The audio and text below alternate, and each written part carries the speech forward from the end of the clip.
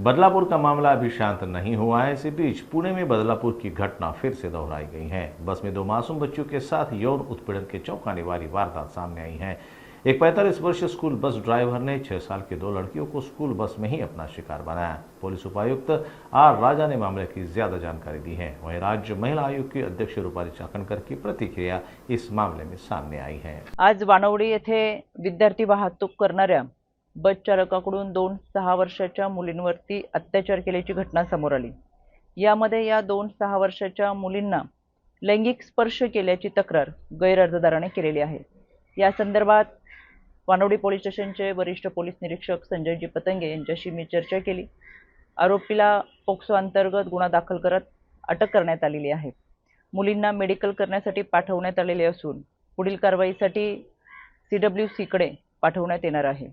यामध्ये राज्य महिला आयोगाच्या वतीने तात्काळ सखोल चौकशी करून अहवाल सादर करण्याच्या सूचना देण्यात आलेल्या आहेत। आरोपीवरती कडक कारवाई केली जाईल। पुण्यामध्ये वानवडी पोलीस हद्दीमध्ये 2 अल्पवयीन मुली आणि पोलीस स्टेशनला तक्रार घेऊन काल आले होते। त्यांच्यामध्ये त्या बसच्या शाळेच्या बसच्या ड्रायव्हरांनी त्यांच्याशी त्यांच्या प्रायव्हेट एरियामध्ये स्पर्श केले असे एक आरोप तक्रार दिली। त्यांच्या आईने तक्रार दिली। त्या अनुषंगाने आम्ही तात्काळ गुन्हा दाखल घेऊन त्यांचा गुन्हा दाखल केलेले दाखल करून तात्काळ जे चालक आहे आरोपी आहे त्यांना ताब्यात घेतले आहे। आणखी आता पुढचा तपास चालू आहे। किती संख्या सगळ्या 2 मुली आहेत। सर, हे काय चालत्या बसमध्ये हा प्रकार घडलाय का, पहिल्यांदाच घडलाय का? आणि आता हे पहिल्यांदाच त्यांचं म्हणणं आहे। आता सविस्तर CWC च्या समोर त्यांचे स्टेटमेंट घेत आहे।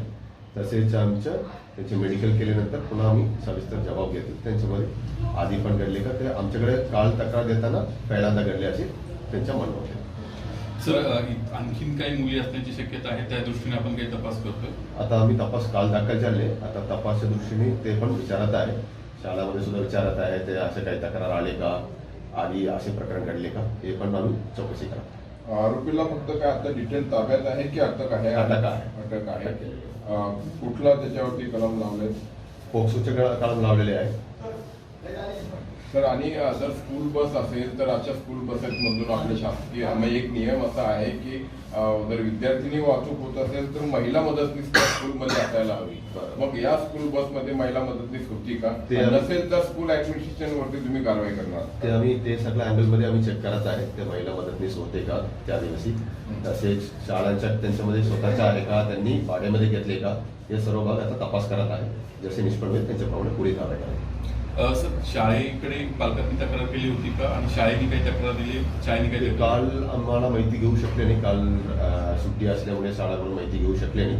आता ते पण आम्ही त्यांच्या प्राध्यापक वगैरेशी त्यांच्या प्रिन्सिपल वगैरेशी आम्ही माहिती घेत आहोत। आधी त्यांनी तक्रार दिली का म्हणून दिले असेल तर त्यांच्याप्रमाणे सुद्धा आम्ही खात्री करणार आहे। सर, ही बस त्याची स्वतःची खाजगी आहे का शाळेची बस आहे त्यावर तो आहे?